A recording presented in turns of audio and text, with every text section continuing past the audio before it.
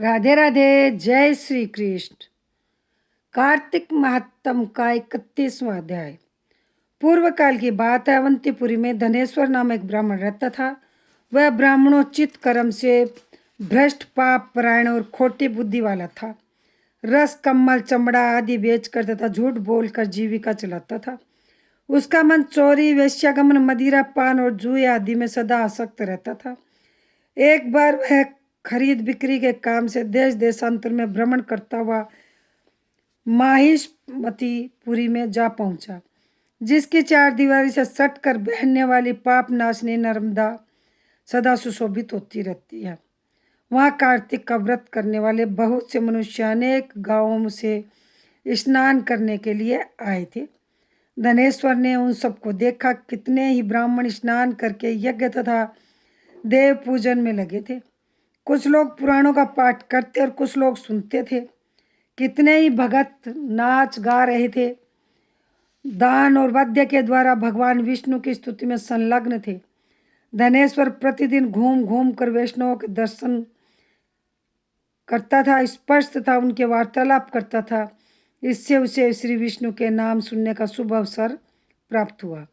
इस प्रकार एक मास तक वहाँ टिका रहा। कार्तिक व्रत के उद्यापन में भक्त पुरुषों ने जो श्री हरि के समीप जागरण किया, उसको भी उसने देखा। उसके बाद पूर्णिमा को व्रत करने वाले मनुष्यों ने जो ब्राह्मणों और गौओं का पूजन आदि किया तथा दक्षिणा भोजन आदि दिए, उन सब का भी उसने अवलोकन किया। तत्पश्चात सूर्य पश्चात के समय श्री शंकर जी की प्रसन्नता के लिए जो दीपोत्सर्ग की विधि की गई, उस पर भी धनेश्वर की दृष्टि पड़ी।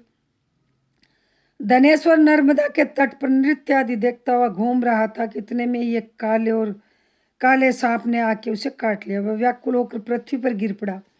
उसे गिरा देखकर बहुत से मनुष्यों ने दयावश उसको चारों तरफ से घेर लिया, चारों ओर से घेर लिया और तुलसी मिश्रित जल के द्वारा उसके मुख पर छींटे देना आरंभ किया।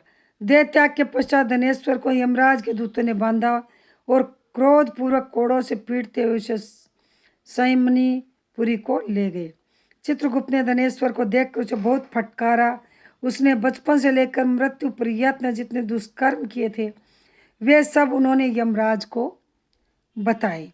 चित्रगुप्त बोले, प्रभु, बचपन से लेकर मृत्यु पर्यंत इसका कोई पुण्य नहीं दिखाई देता। यह दुष्ट केवल पाप का मूर्तिमान स्वरूप दिख पड़ता है, अतः इसे कल्प भर नरक में पकाया जाए। यमराज बोले, प्रेतराज, केवल पापों पर ही दृष्टि रखने वाले दुष्ट को मुदगरों से पीटते हुए ले जाओ और तुरंत ही कुंभी पाक में डाल दो। यमराज की आज्ञा पाकर प्रेतराज पापी धनेश्वर को ले चला। मुदगरों की मार से उसका मस्तक विदीर्ण हो गया। कुंभी पाक में तेल के खोलने का खल खल शब्द हो रहा था। प्रेतराज ने उसे तुरंत ही उसमें डाल दिया। जो ही कुंभी पाक में गिरा, त्यों ही उसका तेल ठंडा हो गया। ठीक उसी तरह जैसे पूर्व काल में भक्त प्रवर प्रहलाद को डालने से दैत्यों की जलाई हुई आग बुझ गई थी। यह महान आश्चर्य की बात देखकर प्रेतराज बड़ा विस्मित हुआ। उसने बड़े वेग से आग करके यह सारा हाल यमराज को कह सुनाया। यमराज की कही हुई कौतूहलपूर्ण बात सुनकर यम ने कहा, है यह कैसी बात है? इतने में देव ऋषि नारद हंसते हुए बड़ी उतावली के साथ वहाँ आए। यमराज ने भली भांति उनका पूजन किया। उनसे मिलकर देव श्री नारद जी ने इस प्रकार कहा। नारद जी बोले, हे सूर्यनंदन, यह नरक भोगने के योग्य नहीं है। जो पुरुष पुण्य कर्म करने वाले लोगों का दर्शन, स्पर्श और उनके साथ वार्तालाप करता है, वह उसके पुण्य के छठे अंश को प्राप्त कर लेता है। यह तो एक मास तक श्रीहरि के कार्तिक व्रत का अनुष्ठान करने वाले असंख्य मनुष्यों के संपर्क में रहा है, अतः उन सब के पुण्यांश का भागी हुआ है। उनकी सेवा करने के कारण इसे संपूर्ण व्रत का पुण्य प्राप्त हुआ है। अतः इसके कार्तिक व्रत से उत्पन्न होने वाले पुण्यों की कोई गिनती नहीं है। कार्तिक व्रत करने वाले पुरुषों के बड़े से बड़े पातकों का भी भगवत वत्सल श्री विष्णु पूर्णतया नाश कर डालते हैं। इतना ही नहीं, अंतकाल में वैष्णव पुरुषों ने तुलसी मिश्र नर्मदा के जल से इसको नहलाया है, इसलिए इसके सारे पाप नष्ट हो गए। अतः धनेश्वर उत्तम गति प्राप्त करने का अधिकारी हो गया। यह वैष्णव पुरुषों का कृपा पात्र है, अतः इसे नरक में न पकाओ।